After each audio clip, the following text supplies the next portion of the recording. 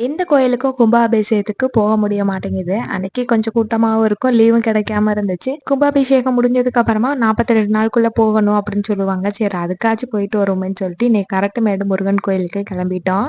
காலையில சீக்கிரமா போனோம்னா மலை மேல ஏறுறப்ப வெயில் இருக்காம இருக்கும் அப்படின்னு சொல்லிட்டு ஒரு 7 மணிக்கெல்லாம் எந்திரிச்சு கிளம்பியிருந்தோம். டீ கூட காலையில குடிக்கல. டக்குன்னு லேட் ஆயிடுச்சா சரின்னு சொல்லிட்டு ஃப்ளாஸ்க்ல டீயை ஊத்திட்டு எடுத்துட்டு போயிட்டேன். கீழயே பூவெல்லாம் வித்துச்சு. பூவெல்லாம் வாங்கிட்டு அப்படியே ஒரு 5 நிமிஷம் தான் ஆகும் மலை ஏறுறதுக்கு. லாஸ்ட் டைம் நாங்க வந்திருந்தப்ப நெறைய மயில் இருந்துச்சு. இந்த டைம் 1 மயில் கூட இல்லையேன்னு சொல்லி திரும்பி பார்க்குறேன். 1 மயில் வந்துருந்துச்சு. காலையிலனால மயில் ரொம்ப கம்மியா இருந்துச்சு. ஈவினிங் டயத்துல நெறைய மயில் வரும்னு நெனைக்கிறேன். கோயிலுக்கும் போயிட்டு அப்படியே சாமி கும்பிட்டாச்சு. பெருசா கூட்டம் இல்ல. எல்லாரும் வந்து சாமி கும்பிட்டு அப்படியே போயிருக்காங்க. ஃபைனலா நம்மளும் சூப்பரா சாமி கும்பிட்டுட்டு அப்படியே ரிட்டர்ன் கிளம்பியாச்சு.